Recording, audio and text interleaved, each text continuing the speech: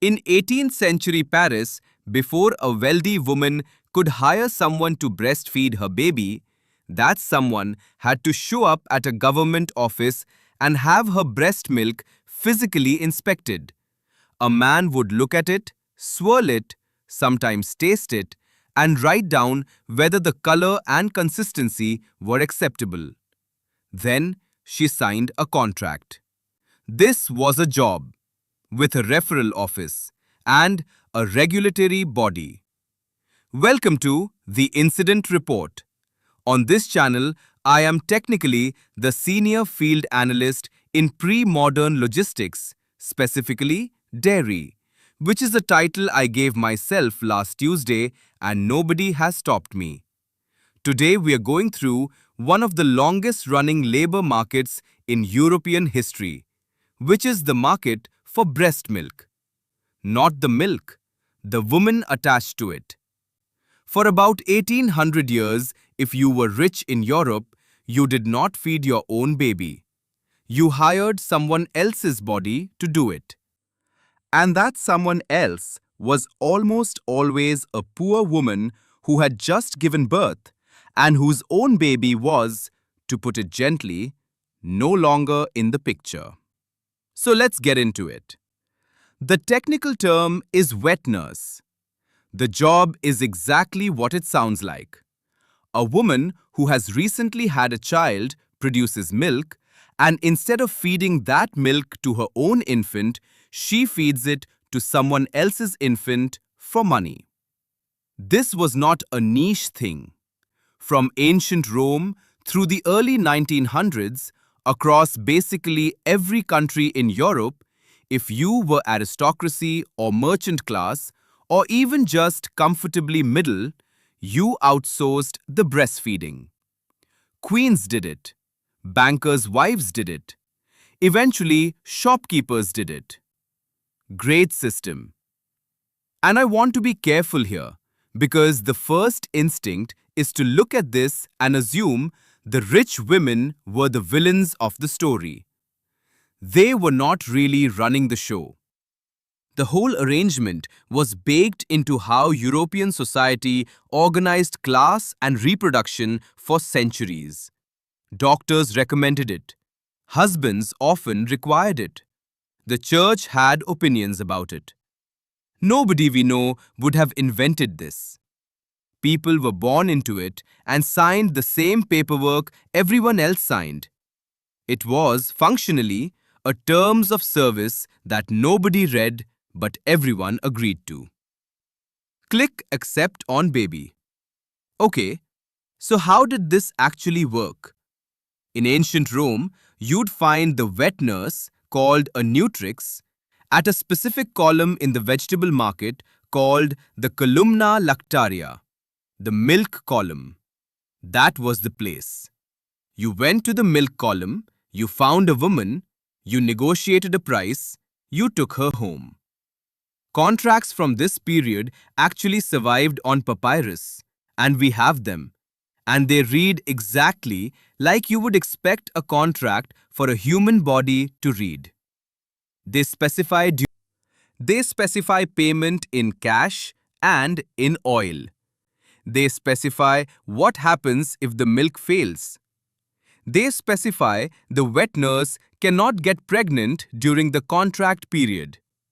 That last one is going to come back. Hold on to it. Fast forward about 1500 years and we are in Paris. And Paris has industrialized this. There is an actual government office called the Bureau de Recommandation des Nourrices, the Bureau of Wet Nurse Recommendations. It's a real building. It has staff, it has paperwork, it has a process. By the 1700s, by most historical estimates, the majority of Parisian babies were not being fed by the women who gave birth to them. The Bureau processed thousands of these arrangements a year. Imagine the DMV but for lactation. Now, The woman applying for this job is almost never a woman who decided one morning that she wanted a new career in pre-modern dairy. She is a woman who has just given birth. She is poor. Her husband, if she has one, is a farmhand or a laborer making nothing. Her family needs money immediately. And her body is producing the one resource on earth that rich people will physically come to a government building in Paris to buy. So, she takes the job. The catch, and there is always a catch with this stuff, is that she cannot do the job while also feeding her own baby. The math doesn't work. One body, one supply. So her own newborn has to go somewhere. And where her own newborn goes is one of the darkest footnotes in this entire system.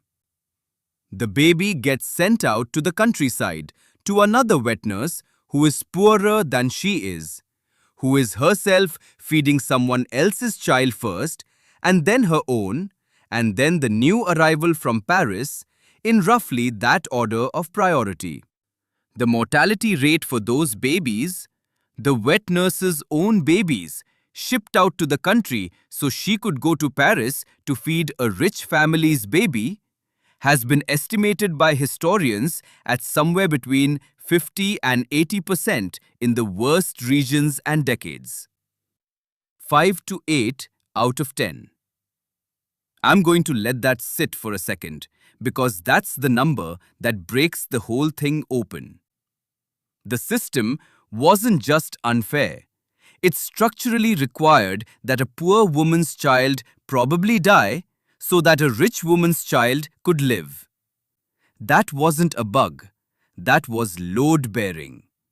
If a job listing had ever existed, it would have read, "Seeking recently postpartum female, must surrender personal infant to third-party rural caregiver, competitive compensation, health insurance not included, health also not included." Anyway, let's talk about the contract itself, because the contract is where this gets genuinely unhinged. A wet nurse contract in 18th century France was not a handshake. It was a multi-page legal document, often notarized, with clauses that I am not making up. Clause 1. Diet. The wet nurse's meals were specified. She had to eat certain foods in certain amounts and avoid others. Onions were out. Garlic was out. Spicy food was out. Alcohol was sometimes out and sometimes mandatory, depending on which doctor you asked, because medicine at this point was largely a guessing game with a wig on. Clause 2. Behavior. She could not leave the house without permission. She could not visit her own family freely. She could not, in many contracts, even visit her own surviving children if she had any. Clause 3. And this is the one I flagged earlier. No sex. Sexual abstinence was a standard contract clause.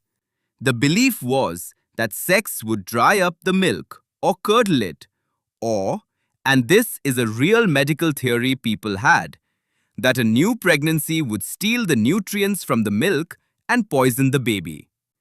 So the wet nurse, who was usually married, was contractually obligated to not sleep with her own husband for the entire term of the contract, which could be 2 years. Clause 4. Termination. The contract could be voided if the milk went bad. Which brings us to the inspection. Okay, the inspection. Before any of this paperwork got signed, the wet nurse had to be evaluated. And the evaluation was not a job interview. The evaluation was a physical examination of her milk. They would express a sample. They would look at the color. Too blue meant thin. Too yellow meant rich but suspicious.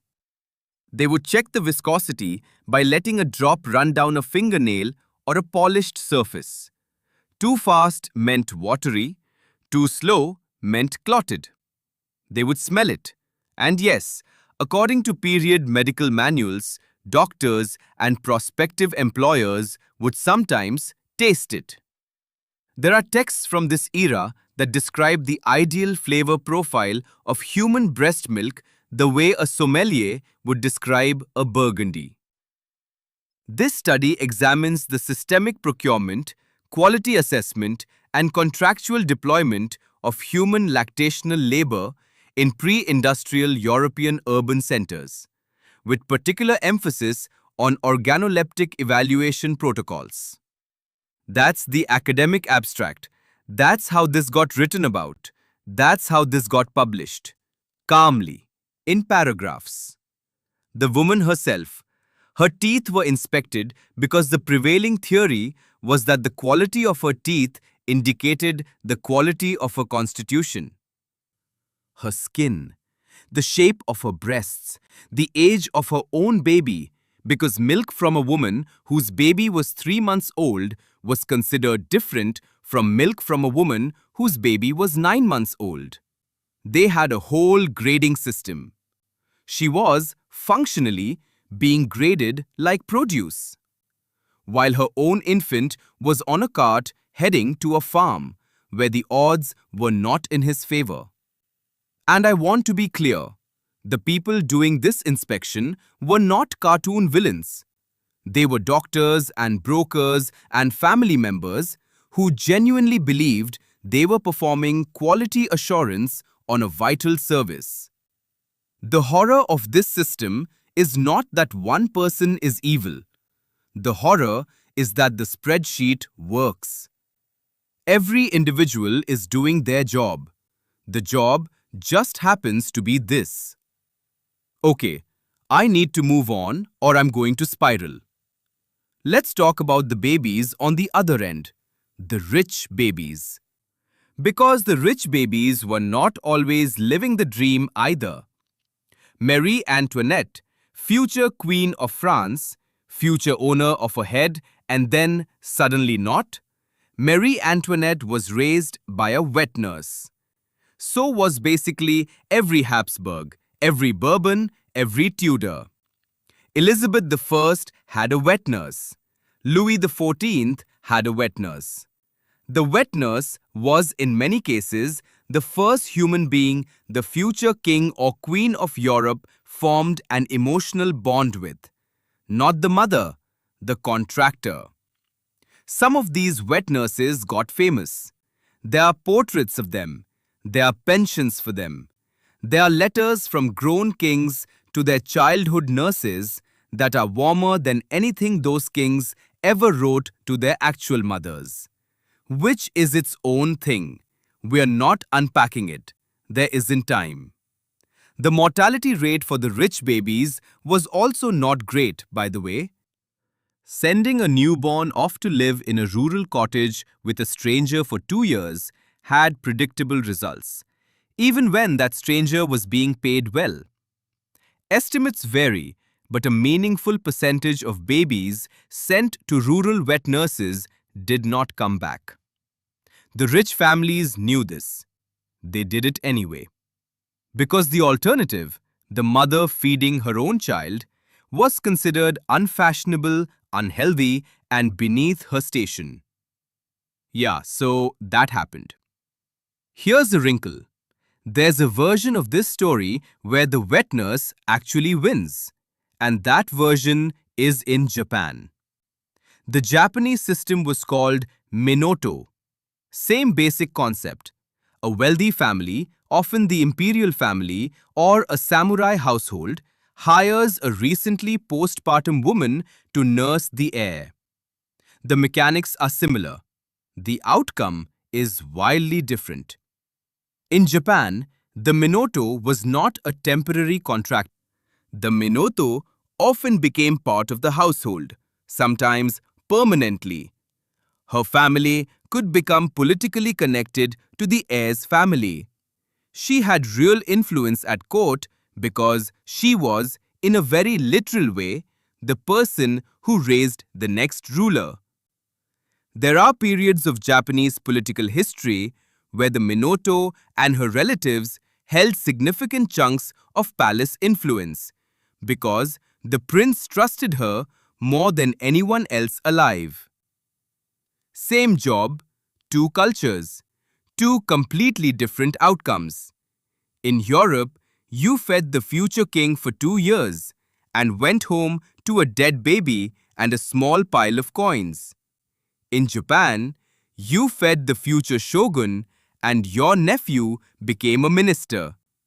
Would not recommend the European version.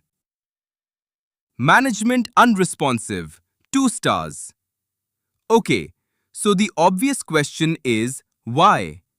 Why did this system run for almost 2000 years across an entire continent? The answer is unsatisfying because there isn't a villain. There isn't a single law that created it.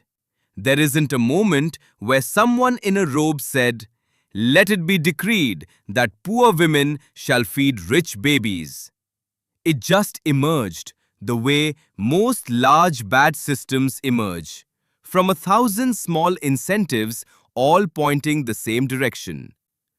Rich women didn't want to nurse, partly because of fashion, partly because nursing was understood to delay another pregnancy, and aristocratic families needed heirs on a schedule. Doctors backed it up with theories that mostly turned out to be wrong.